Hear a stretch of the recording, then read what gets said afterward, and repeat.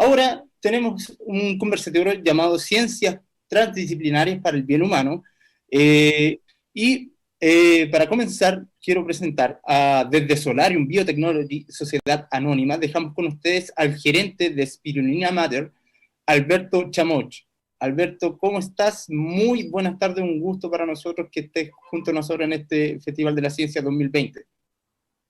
Muy buenas tardes, Waldo. Nos da mucho gusto también estar presentes en este Festival de la Ciencia. Les agradecemos mucho la invitación y bueno, pues estamos con mucha alegría en esta tarde. Muy bien, Alberto. También quisiera presentar a quienes nos están visualizando a esta hora de la tarde, a la microbióloga y periodista científica Giselle Parada. Giselle, un agrado, un gustazo para nosotros tenerte en este Festival de la Ciencia 2020. ¿Cómo estás? Hola, muy buenas tardes a todos. Bueno, pues muchísimas gracias. Soy estudiante de periodismo científico todavía. Bueno, en esta ocasión pues nos estamos conectando a través de la web, pero en otras ocasiones hemos participado también con niños en visita a planta, ¿no?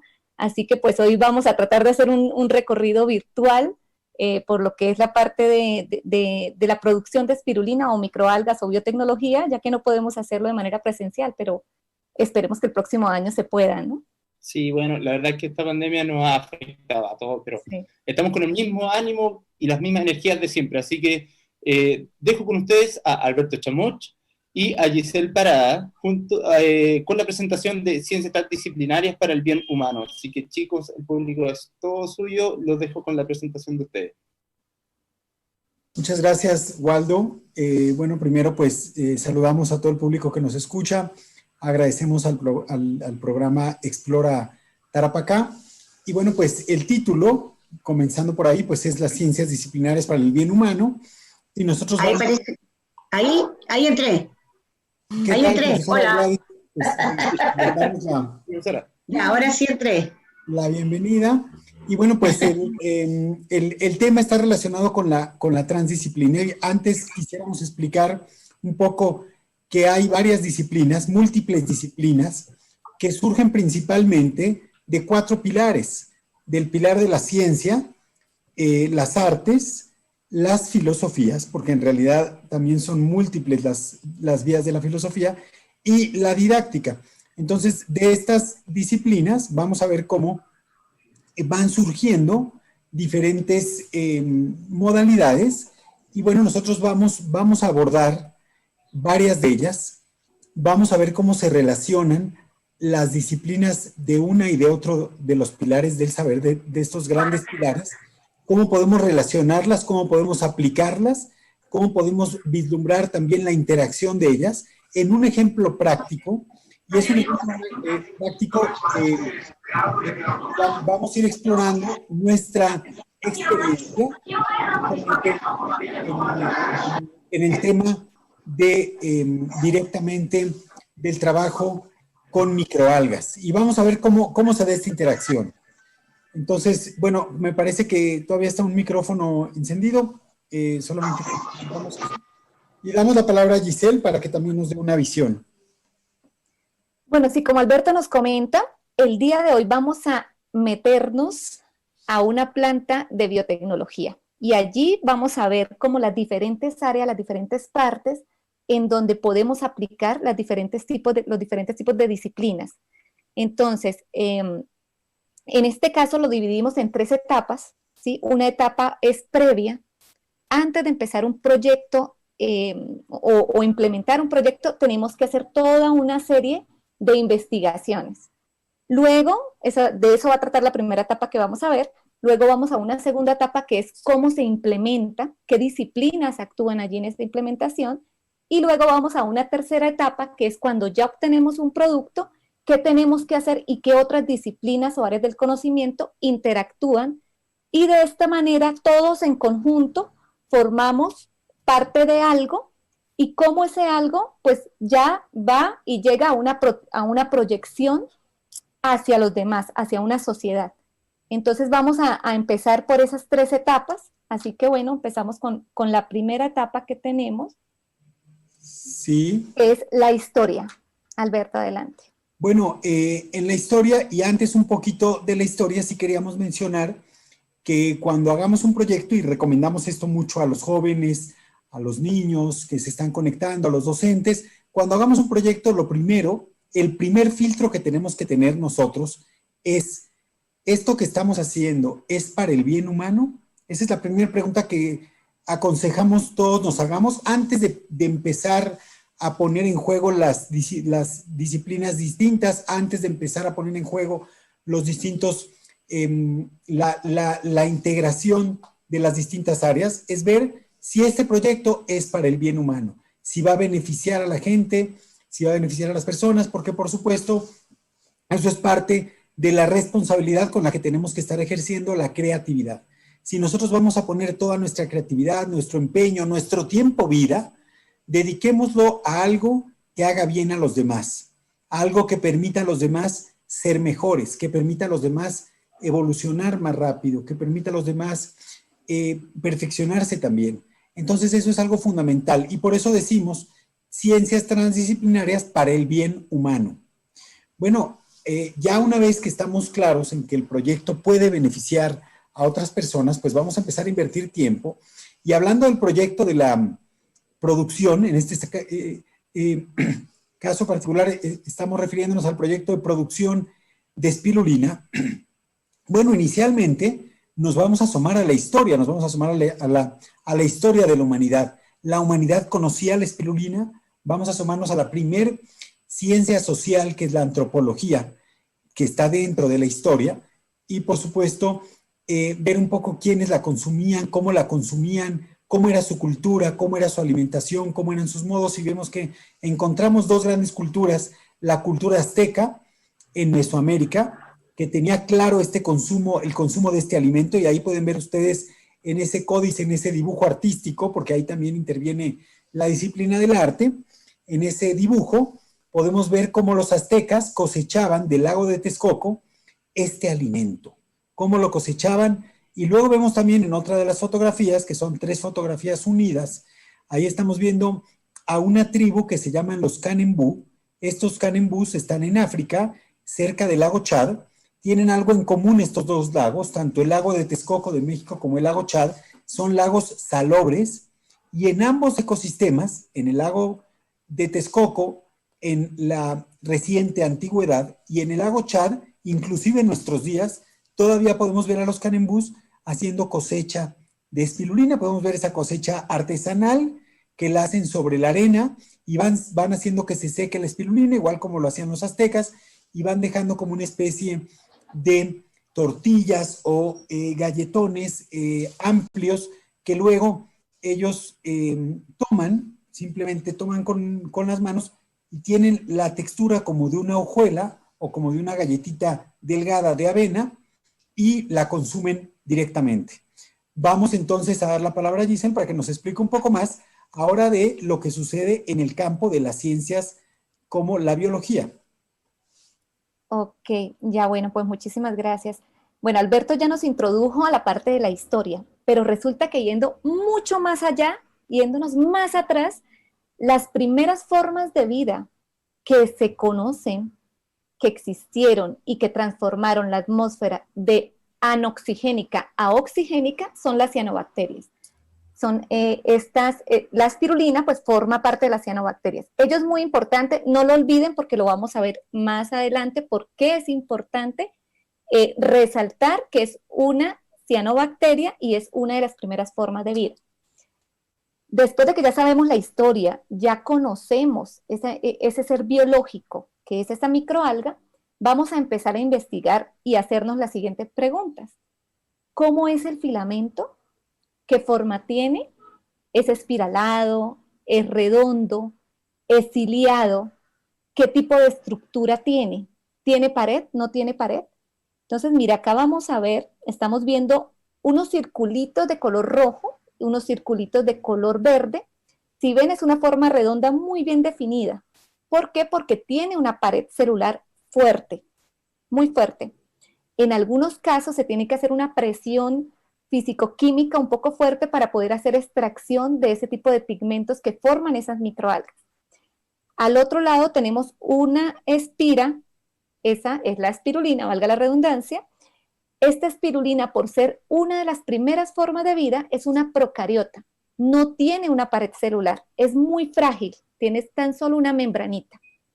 Por lo tanto, también le da otro tipo de características a este microorganismo. Y en la parte de abajo vemos no sé si lo alcanzarán a ver, como unas colitas. Esos son unos flagelos. Y estos flagelos dan un movimiento. Esa microalga se llama Dunaliella. Entonces acá ven 4 fotos o 4 imágenes que son de diferentes tipos de microalgas que son de uso industrial, ¿sí? Y es muy importante conocer esa estructura para saber más adelante cómo las podemos cultivar y volver industrialmente posibles. Otra de las preguntas que nos hacemos es, por ejemplo, cómo crece, qué color tiene y si crece frente a otros organismos. Ahí ven la imagen de un microscopio. Es importante conocer porque estas son microalgas que solo las podemos ver a través de un microscopio, son súper chiquititas. Llegan a medir entre 40 y 200 micras, es muy pequeño. Entonces, por ello nos tenemos que ayudar del microscopio. El microscopio nos ayuda también a visualizar si con ellas o junto con ellas crecen otros organismos. Y de esta manera nosotros poder saber cómo controlar ese cultivo para que no se nos contamine, para que no crezcan otros y poder garantizar que crece de una manera pura esta microalga que estamos cultivando. Al otro lado vemos como una curvita. Esas curvas se llaman curvas de crecimiento. Todo ser vivo, hasta nosotros mismos como seres humanos, tenemos 4 fases. ¿Cuáles? Tenemos una fase de adaptación, una fase exponencial, cuando crecemos, otra estacionaria, cuando ya no crecemos más, solo producimos, y una de declive o ya la fase de muerte. Esa fase se revisa también mucho a nivel microbiológico para poder determinar qué potencial tiene ese microorganismo para ser escalable a nivel industrial. Listo, ahora vamos a pasar. Alberto nos va a hablar un poco sobre la meteorología, porque es importante esta otra disciplina dentro de la producción de un organismo. Sí, bueno, reforzando lo que menciona Giselle, que es muy importante la vista al microscopio, la microbiología, bueno, solamente para los niños y los jóvenes que nos sintonizan, para que sepan las medidas, Giselle nos hablaba de un filamento que mide 100 a 200 micras, y para que tengamos una idea, 1000 micras es 1 milímetro. 1000 micras es 1 milímetro. O sea que mide una décima parte de 1 milímetro.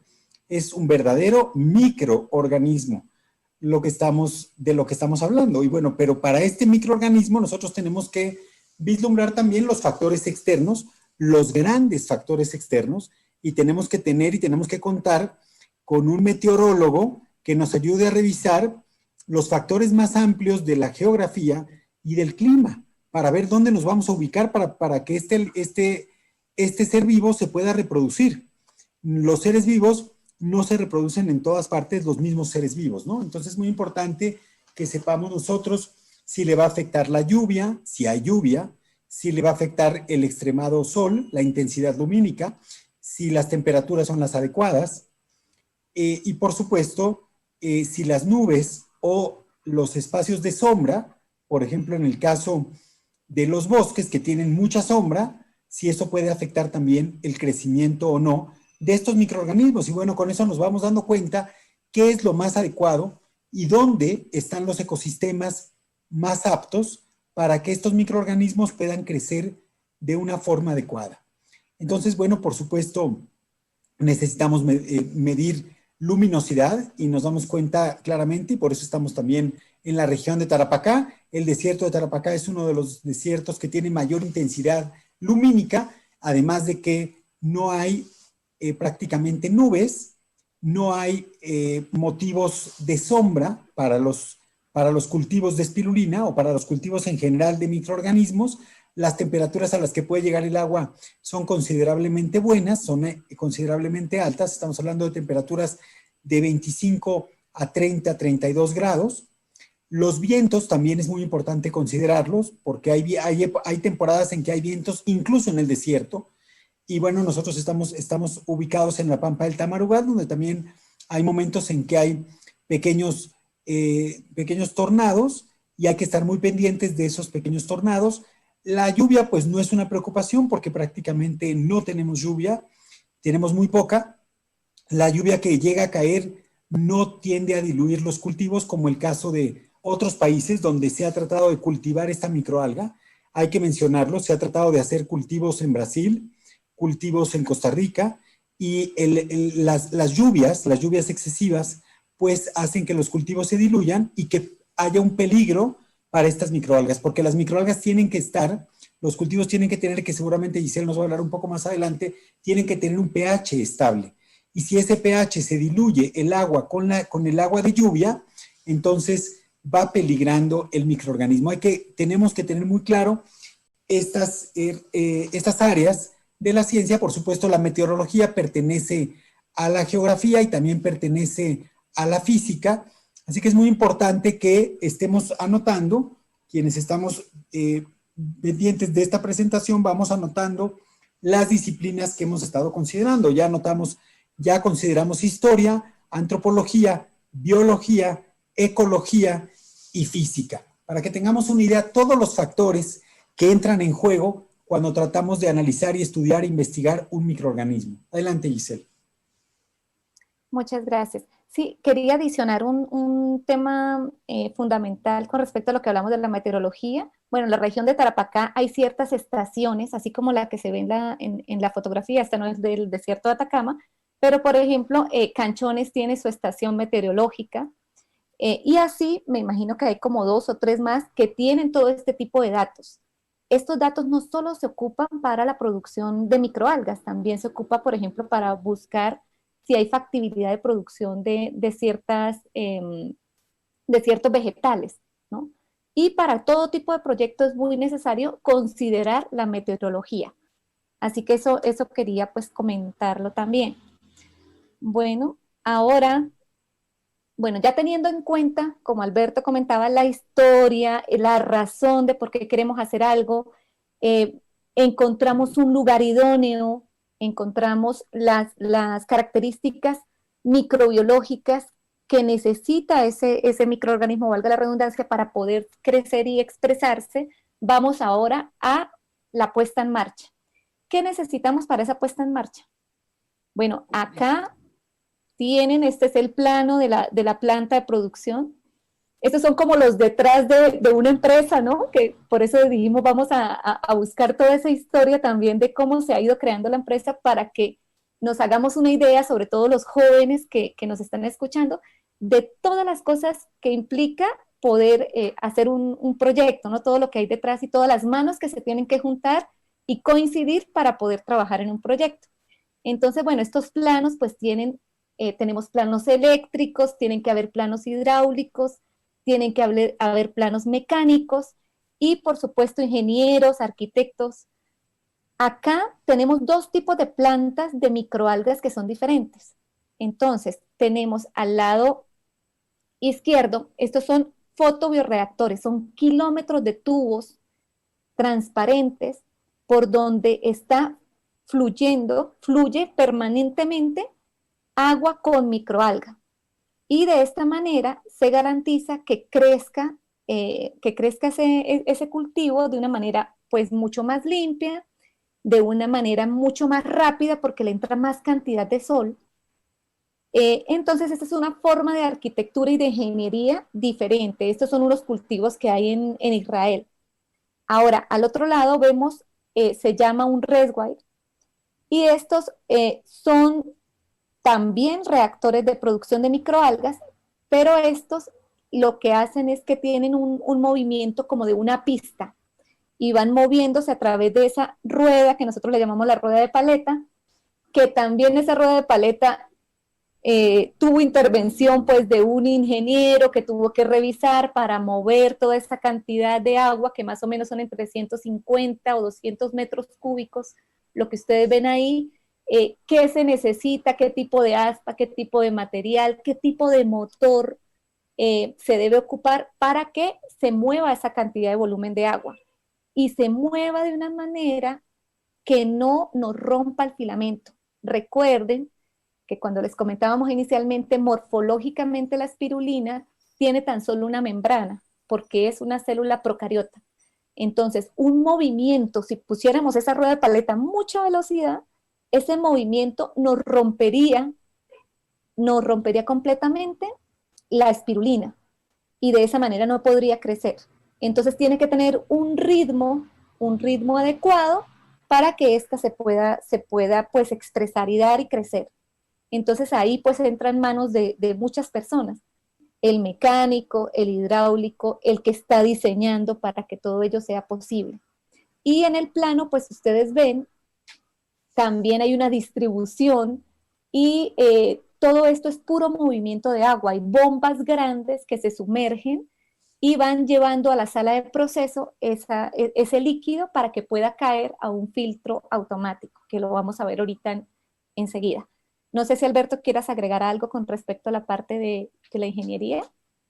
No, está muy bien, Giselle, podemos pasar. Listo. Entonces ahora nos vamos a... Una vez que ya tenemos ese producto, ya tenemos ese estanque con un crecimiento adecuado, y como les decía, hay una bomba sumergible que nos lleva a través de tuberías hidráulicas el cultivo y caen a un filtro. Ese filtro se encarga de hacer esa separación de esa biomasa. Bueno, una vez ahí, pues entran otras personas, otras disciplinas a interactuar. Está el ingeniero de alimentos, un ingeniero industrial, un ingeniero de procesos.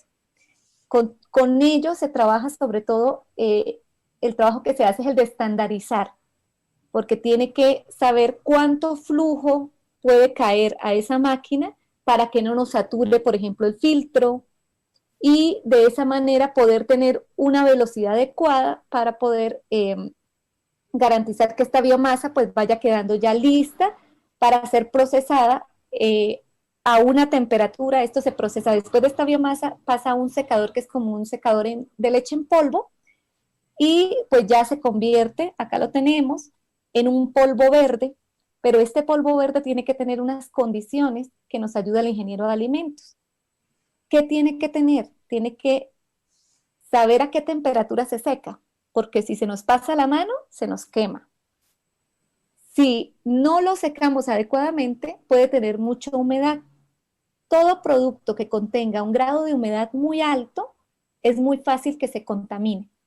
Entonces, por ello, ese ingeniero nos tiene que ayudar a hacer esa estandarización para que ese equipo nos dé un producto o nos suelte un polvo que tenga esas características adecuadas para que luego no tengamos algún problema microbiológico. Luego también entran los químicos farmacéuticos que nos van a ayudar a ver cómo ese polvo lo podemos transformar en tabletas. Bueno, acá nos sale... no le creo.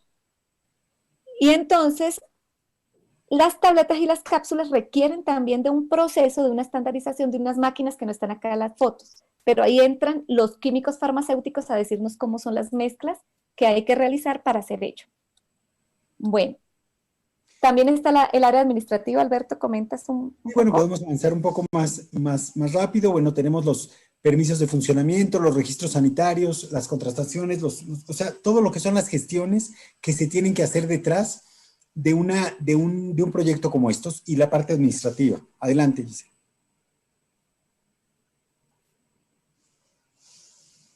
Aquí bueno, ya tenemos a la parte artística, ¿no? Donde solicitamos ayuda de los artistas, de los diseñadores. Adelante, Giselle. Sí, bueno, acá esta es como la parte más entretenida. Tenemos que ver de qué manera podemos comercializar y que llegue este producto a la gente. Entonces, bueno, acá está un afiche que es icónico, que lo queríamos mostrar sobre todo para que vieran. Ese diseño se hizo hace como 25, 30 años. Fue el primer frasco, y ahí también está bajito el logo de esa marca. Y bueno, vemos las imágenes de cómo ha ido evolucionando la imagen, ¿no? Que tiene que irse adecuando a la época que estamos viviendo. Entonces, bueno, todo esto lo hacen ilustradores o diseñadores. Y acá tenemos algo muy bonito, y sobre todo los jóvenes que están conectados, que les gusta leer los cómics. También hemos trabajado con comunicadores, porque como es un alimento que no se conoce fácilmente, casi siempre cuando estamos innovando, es muy difícil que conozca la gente lo que se está haciendo. Entonces tenemos que trabajar en buscar maneras de comunicarlo. Entonces, bueno, esta es una cosa que estuvimos trabajando, que es un Spirucomics. Ahí, bueno, vemos nadando a una alga que está botando CO2. Botando oxígeno, perdón. Botando oxígeno, toma el CO2, absorbe el CO2 y bota burbujitas de oxígeno. Este es también, lo hicimos con un ilustrador para tratar de buscar una imagen que nos representara, ¿no? Entonces, bueno, ahora vamos a pasar a la parte de las aplicaciones rápidamente. Entonces, una vez tenemos el producto, vamos a ver en qué áreas puede funcionar el producto. Entonces, lo tenemos en la alimentación humana. Alberto, ¿puedes comentarnos? Sí, bueno, lo que decíamos al inicio, que es un alimento para bien humano, es un proyecto para el bien humano y bueno, lo más importante es que es un alimento apto para niños, para bebés, desde inmediatamente después de la lactancia, también es apto para adultos mayores, lo están utilizando astronautas, se está utilizando en bebidas, también uno se puede hacer sus propias bebidas, uno se puede hacer sus propias barras energéticas, sus combinaciones, o bien también hay algunas barras energéticas que ya vienen adicionadas con espirulina. Y en el área de productos animales para uso animal, pues se está utilizando para mascotas, perros, gatos. Es muy importante como suplemento para los animales y por supuesto para los peces también, los peces de ornato, para todos los animales como suplemento, perdón, como complemento alimenticio, como complemento, o sea, complementarle su alimentación con un poco de espirulina siempre les va a beneficiar en su sistema inmunológico, en su respuesta, entonces en su rendimiento también. Y también recientemente se ha descubierto que la espirulina también puede servir como fertilizante para plantas, porque es una cianobacteria que también puede tener un uso alimenticio para las plantas. Esto es bien interesante. Y bueno, por supuesto ahí Giselle puede comentarnos un poco más de la parte cosmética. Sí, bueno, yo creo que vamos a pasar rápidamente para alcanzar a verlo de la parte de arquitectura. Sí, entonces, como alimento tenemos en la parte humana, también en la alimentación animal para peces y tenemos como fertilizante y en la industria cosmética, no solamente como mascarillas, sino también inclusive se está ocupando mucho en champús, en cremas, etcétera. Bueno, como aplicación ambiental tiene un aporte fundamental y sobre todo ahorita que estamos con todo el tema de cambio climático. Así que Alberto, ¿nos comentas rápidamente esta, por favor? Bueno, rápidamente estas dos gráficas que tenemos acá, podemos ver en la gráfica de la izquierda la cantidad de tierra que se necesita para generar 1 kilo de proteína de microalgas. Fíjense qué poca tierra se necesita y además se puede ocupar tierra no fértil, como es el caso de los desiertos, comparado con la soya, con el maíz o con otros granos, o inclusive con la carne.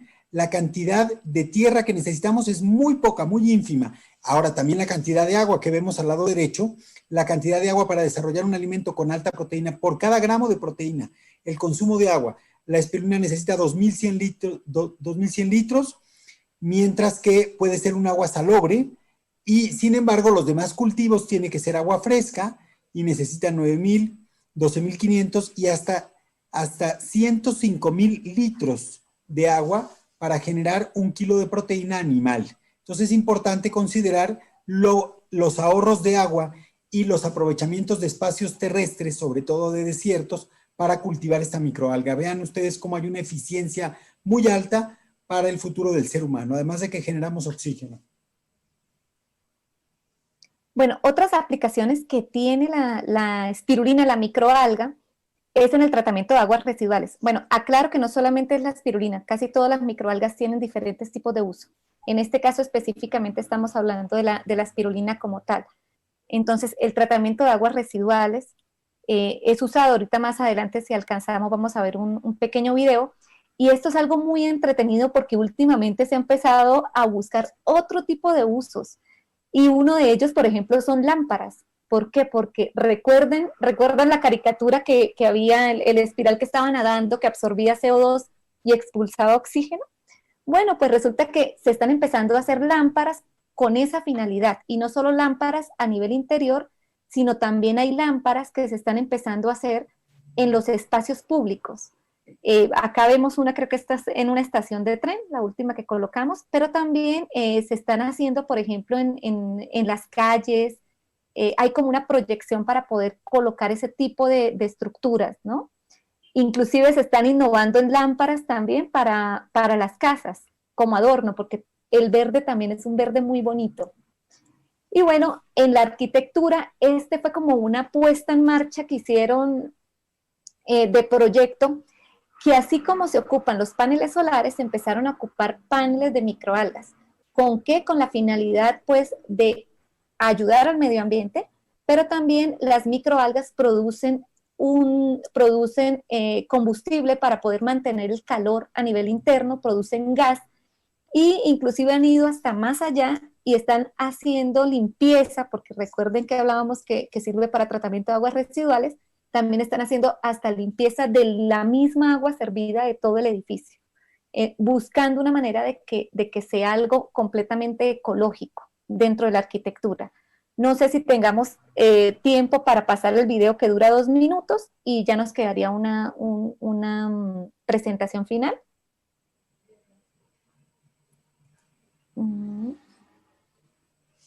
Pasamos a la final.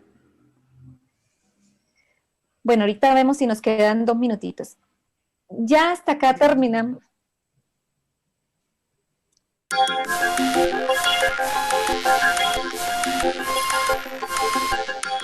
Science. Edificios futuristas alimentados por la energía de microalgas es el sueño de los ingenieros franceses que trabajan en Nanterre. El primer paso es en reciclar las aguas residuales domésticas con el objetivo de producir electricidad.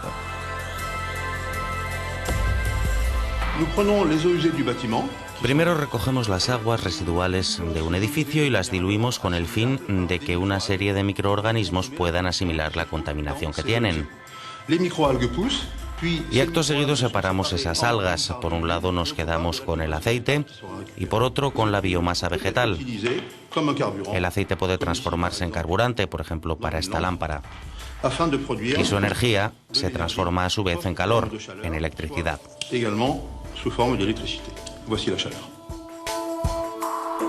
Para materializar esa idea han instalado sobre el tejado fotobioreactores, unos tubos transparentes por los que circula el carburante y que permiten a las microalgas reproducirse a una velocidad excepcional.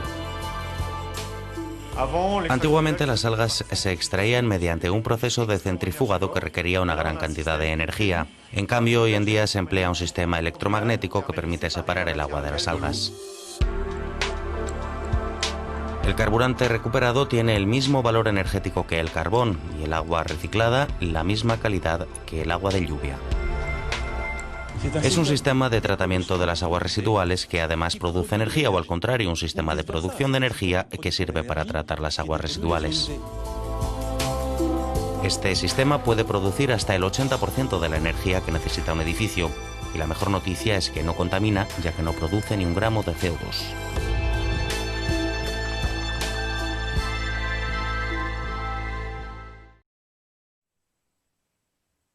Bueno, pues yo creo que pudieron ver en el video todas las aplicaciones que está teniendo una sola microalga, ¿no? O sea, la capacidad de producir gas, de calentar el edificio, de la posibilidad de inclusive tratar pues las aguas residuales que él produce. Bueno, con esto queríamos terminar prácticamente el recorrido que hicimos por la empresa en esas 3 fases. Recordar siempre que todo proyecto innovador o proyecto que se realice requiere pues de una etapa previa en donde se hace toda una serie de investigación, se revisa la historia. Ahorita Alberto nos va a volver a recordar la parte de las disciplinas que recorrimos. Igual le vamos a preguntar a ver si estuvieron atentos a los que están conectados ahora que empecemos la conversación. Y por último, queríamos resaltar algo, y es el potencial que la región tiene a nivel de investigación. Bueno, esta planta de microalgas no es la única. En la región tenemos plantas dedicadas también a hematococo, también durante un tiempo se estuvo haciendo investigación sobre Dunaliella, hemos conocido, hemos intercambiado con varias universidades, porque les ha interesado pues muchísimo explorar esas áreas. En realidad creemos que la biotecnología aplicada a las microalgas pues es algo que va al futuro, y ahora nos damos cuenta sobre todo de esto, ¿no? Del papel y el rol ecológico, del aporte que hay a nivel de la alimentación. Y bueno, muchas otras cosas más que yo creo que fuimos viendo ahorita a medida que fuimos haciendo ese recorrido.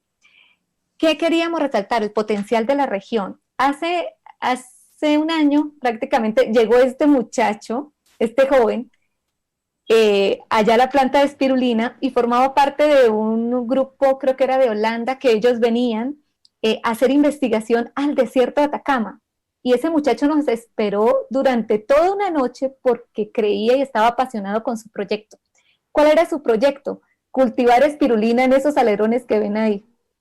Entonces resulta que él iba a ir con una bicicleta, ahí ven la bicicleta, y en esos alerones tenía cultivo de espirulina, y él le iba a ir inyectando CO2 a medida que iba andando la bicicleta, y su plan era, o su proyecto de investigación, era ver cómo sobrevivía en el desierto durante 3 semanas, por lo menos, produciendo espirulina y cultivándola en el diseño arquitectónico que él había hecho. Esto me pareció muy interesante, al principio un poco descabellado, pero justo de eso está llena la innovación. O sea, necesitamos pues gente que sea creativa, que sea innovadora, que crean cosas que ni siquiera existen. Y bueno, ustedes jóvenes son el futuro y son pues el potencial que hay pues para que creen e innoven cosas diferentes que los que ya estamos más adultos no nos atrevemos a pensar que pueda existir, ¿no? Acá vemos esta joven, por ejemplo, estaba haciendo paneles con sal, estaba creando los paneles para hacer construcción con la sal de ahí, de la región también. Este es otro proyecto que estaban haciendo este grupo con unos hilos, y estos hilos lo que hacían era que absorbían las partículas de metales pesados, por ejemplo. Y este joven hizo una bicicleta que a medida que iba andando iba rompiendo el plástico, y con ese plástico creo que luego iban a hacer construcciones. Bueno, todo esto lo muestro sobre todo porque, como decía anteriormente, pues son los jóvenes y en las manos de las futuras generaciones es en las que estamos, en pensar en hacer proyectos que causen un buen impacto en la sociedad en la que estamos inmersos, proyectos que nos ayuden a ver de qué manera podemos a nivel ecológico aportar y bueno, y creer en cosas que ni siquiera existen todavía. Entonces, la región tiene un potencial gigante, van mucha gente allá a hacer investigación y bueno, los que están o los que estamos ahí somos los encargados de buscar esas opciones o los docentes de ayudar a buscar esas herramientas para que este tipo de investigación pues sea posible, ¿no? Así que bueno, eso sería por mi parte. No sé si Alberto quieras agregar algo. Bueno, nada más mencionar a todos los que nos han escuchado que hay hay múltiples áreas, múltiples disciplinas, como decíamos antes, que se pueden poner en conjunto al servicio de la humanidad, al servicio del ser humano, de la vida, del ambiente y de la paz. Que podemos poner esas disciplinas siempre al servicio de los demás. Y bueno, vieron ustedes que hay desde la química y farmacia, el diseño y el arte, los cómics, la nutrición, la veterinaria, los médicos, los comunicadores. Hay muchas ramas de la acción humana, del accionar humano, muchas disciplinas que son necesarias para un proyecto como estos, y es muy importante que tengamos una visión más abierta, más amplia, más holística. De alguna manera podemos citar un autor brevemente que dice: no podemos tener la mente estrecha cuando las cosas son tan grandiosas. Esto lo decía el doctor Sergio Nora Ferrier: no podemos tener la mente estrecha cuando las cosas son tan grandiosas, cuando hay tanto que conectar, cuando hay tanto que hacer, tanto que ver.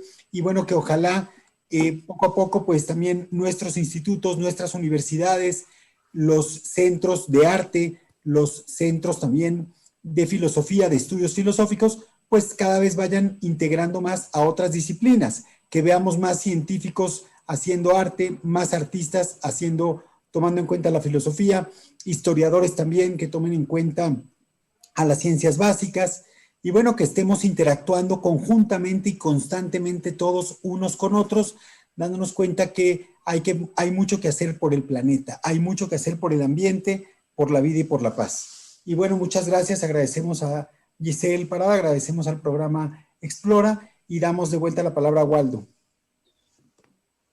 Así que una muy buena presentación, bueno, demostrándonos a todos cómo desde la interdisciplina se generan el distinto desarrollo de lo que es el avance de la ciencia y la tecnología para el bienestar humano. A continuación, pasamos a invitar también a nuestros relatores. También tenemos la participación del doctor Pablo González, la profesora Gladys Rojas también, de la estudiante Constanza Fernández y también de María Rosario Nogales, a la cual les invitamos a que prendan sus cámaras y activar su micrófono. Aprovechando estos minutos mientras sucede esto, déjenme felicitarlos por la presentación, la verdad es que muy educativa y sobre todo llamándonos, haciendo el llamado a que sigamos desarrollando el avance en lo que es la ciencia y la tecnología. Así que Alberto Chamoch y Giselle Parada, muchas gracias por formar parte de este FESI 2020. Hijo, ¿puedo decir algo? Profesora Gladys, la escuchamos. Lo que pasa es que yo trabajé con Alberto, hicimos un trabajo hace tiempo atrás con los niños de mi colegio, hicimos un estudio de esa microalga y fuimos a su planta, así que estuvimos participando en vivo y en directo con ellos, que es una muy buena experiencia para conocer parte de nuestro territorio. Así es, Gladys, te recordamos con mucho cariño. Y bueno, sabemos que tú sigues motivando a los jóvenes hacia la ciencia, hacia todos los campos de la ciencia y la innovación, y te felicitamos y te mandamos un fuerte abrazo. Sí, pues ojalá podamos tenerlos, bueno, el próximo año ya en la planta haciendo, yo recuerdo que hicimos filtrados, ¿no? Se hicieron filtrados de la microalga con los niños, o sea, que también puedan tener ese acercamiento, ¿no? Directo con lo que es y saber sobre todo que no es algo tan alejado, ¿no? Entonces, ver la ciencia un poco más cercana. Sí, como siempre la profesora Gladys Rojas, una gran motivadora aquí a nivel regional, para muchos estudiantes en los distintos establecimientos educacionales y principalmente en el cual está ahora. Alberto, Giselle, les dejamos la palabra a ustedes para realizar este conversatorio junto a la profesora Gladys Rojas, a la estudiante Constanza Fernández y al doctor Pablo González. Pablo. A mí me gustaría decir algo. Me pareció bastante interesante la presentación. De hecho, el ejemplo que muestra de la utilización de las microalgas, claramente una muestra interesante del uso de la interdisciplina. Yo conozco muy bien el potencial de la interdisciplina, así que yo sé que el camino del futuro de la ciencia va por ahí. O sea, de hecho, cuando desarrollaron la presentación, para mí, lo primero que se me vino a la mente, bueno, yo en mi calidad de astrónomo por esa línea, lo vi directamente aplicado al desarrollo del cultivo de microalgas en la exploración espacial. Entonces, cuando ustedes después mencionaron la aplicación dentro de los astronautas, me pareció lógico, pero yo me imagino que en la actualidad ya tienen alimentos ya preparados que llevan al espacio, ¿verdad?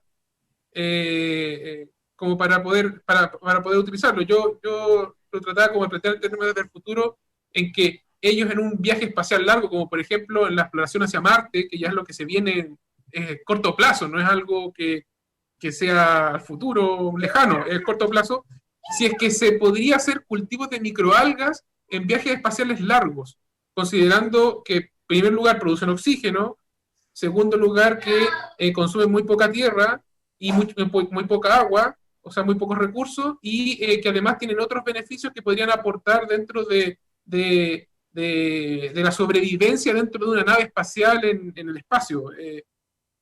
¿Eso es viable? ¿Están así dentro de lo que ustedes mencionan? ¿O hay alguna dificultad adicional que no puedo visualizar en este momento? Giselle, ¿tú quieres responder? Sí, bueno, esto como alimento ya es ocupada la espirulina, porque es rápido, compacto, ligero. O sea, tan solo de 5 a 10 gramos ya te ayuda a suplementar en gran parte la alimentación del día. Entonces, claro. Obviamente esto es un alimento que es súper ideal y ya lo están ocupando en misiones espaciales. Ahora, hace más o menos como 2 años estaban viendo la posibilidad también de cultivar espirulina, de buscar la manera de cultivar espirulina dentro de estos viajes, para estas misiones. Sobre todo por lo que tú comentabas de la producción de CO2, perdón, yo estoy con mi CO2, la producción de oxígeno a partir del CO2, y bueno, por todas las condiciones que se da, que se puede producir sin tierra, que puede ser fertilizante, que puede ayudar al tratamiento de aguas residuales, puede ser alimento. Entonces, da muchas opciones, muchas aplicaciones que puede llegar a tener el cultivo. Yo recuerdo que se estaba haciendo investigación, no sé si era para captar nitrógeno, perdón, o algo tenía que ver con el área del nitrógeno, no sé si Alberto recuerda, y ese era uno de los intereses que principalmente NASA tenía para ver si se hacía investigación con espirulina. Uh-huh. Entonces efectivamente ya lo están aplicando ya en como alimento, cultivo sí. en el espacio, eso ya, sí, o sea, como alimento sí, ya desde hace años. No, Ajá. claro, eso me lo imaginaba, eso ya con todos estos alimentos enlatados y embolsados que llevan al espacio, al vacío, me lo imaginaba, pero como cultivo dentro del espacio, como para poder preparar sus propios alimentos en viajes muy largos, porque igual el transporte es dificultoso, hay que considerar llevar alimentación al espacio, hay que considerar el tiempo de duración del viaje.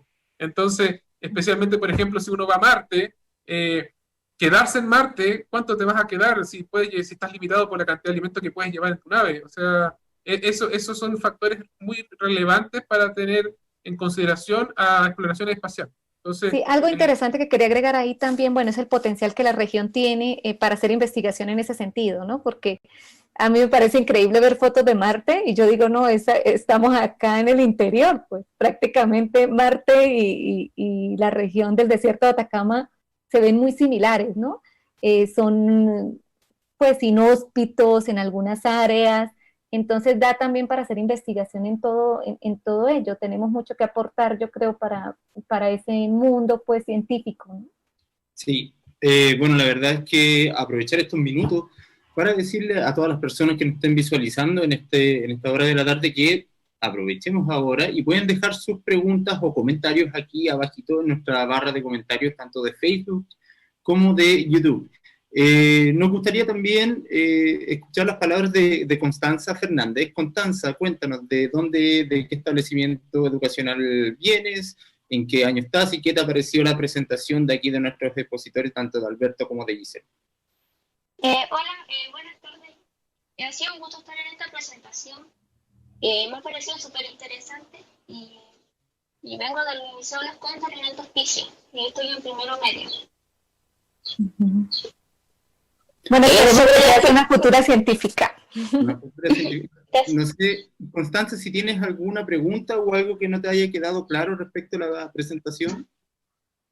Realmente me quedó todo bastante claro, pero me gustaría preguntar algo. Díganos. Si la espirulina hoy en día se está ocupando demasiado, ¿en el futuro será como un superalimento, por así decirlo? Muy buena pregunta. Sí, Alberto. bueno, la espirulina se ha considerado un superalimento. De hecho, es el alimento de todos los alimentos que conocemos hoy en día como seres humanos, es el alimento más completo. Nosotros tenemos que ingerir diariamente alrededor de 100 micronutrientes y macronutrientes, entre los cuales están los aminoácidos esenciales y no esenciales, todos los minerales, como es el calcio, fósforo, magnesio, zinc, selenio, molibdeno, las vitaminas que tenemos que ingerir, la vitamina A, vitamina B, B1, bueno, en sí todo el complejo vitamínico, también los antioxidantes, los ácidos grasos esenciales, y comparando alimento con alimento, la espirulina es el más concentrado, el más compacto y el más completo. Bueno, esto no lo decimos nosotros solamente, sino que son palabras directamente de la Organización de las Naciones Unidas, de la FAO, que también es la Organización de las Naciones Unidas para la Agricultura, y también de la Organización Mundial de la Salud, que ha puesto su interés especial en analizar los beneficios que la espirulina tiene para el potencial de la salud de los seres humanos al futuro. Bueno, al futuro, pero en realidad ya muy al presente, porque hoy en día se necesita mucho refuerzo nutricional, porque estamos excediéndonos mucho, estamos excediéndonos en algunos alimentos que no son los más saludables y nos está faltando ingerir más los alimentos saludables, ¿no? Entonces, la espirulina viene a ayudar mucho en el caso de obesidad, de diabetes, en el caso, por ejemplo, de problemas cardiovasculares que pueden darse por la malnutrición, también en caso de desnutrición. Todos los niños, todos los adultos que tengan anemia o que tengan algún caso de desnutrición, bueno, esto podemos hablar de que en pocas semanas una ingesta diaria de una ración de espirulina de 2,5 gramos para un niño o 5 gramos para un adulto puede terminar con el problema de la desnutrición y ayudar mucho en el problema de la malnutrición. Entonces sí es un potencial interesante. Como bien decía Pablo, pues ojalá que se pueda contemplar pues pronto llevar al espacio, si es que el ser humano quiere estar en el espacio. Nosotros somos mucho de la idea de que también busquemos rescatar y darle su lugar a nuestro gran ser vivo en el que habitamos, nuestro planeta Tierra, porque pues nosotros somos parte de él, ¿no? Somos parte, somos seres vivos que hacemos parte de un gran ser vivo, ¿no? Y bueno, también si lo vemos, el sistema solar también es un gran ser vivo. Pero es muy importante que veamos las cosas de una manera más amplia y bueno, que por supuesto tengamos claro que hay alimentos que más fácilmente nos van a llevar a estos otros, a otros ecosistemas o inclusive en un momento determinado a otras necesidades, ¿no?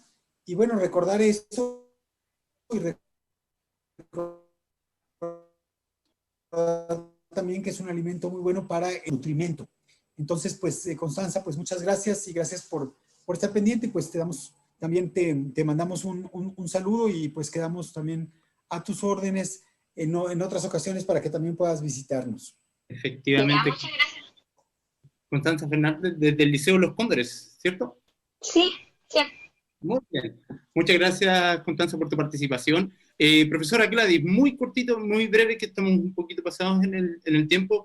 Le invito a que prenda su micrófono y nos haga un breve cierre. ¿Qué le pareció la presentación? Bastante bien, puse algo en el chat para que después lo vean. Bueno, como yo he tenido la oportunidad de participar y también he tenido la oportunidad de probar el helado de espirulina, que es muy exquisito. Así que yo los felicito y esperemos que podamos el próximo año hacer proyectos con ustedes. Muchas gracias. Que así Muy sea. bien. Muchas gracias, profesora Gladys, una gran colaboradora también como docente del programa Explora. Alberto, Giselle, Pablo, Constanza y la profesora Gladys, obviamente. Muchas gracias por ser parte de FESI 2020 en esta presentación y bueno, nada más que agradecer la presentación de esta jornada y sobre todo este conversatorio que se ha realizado.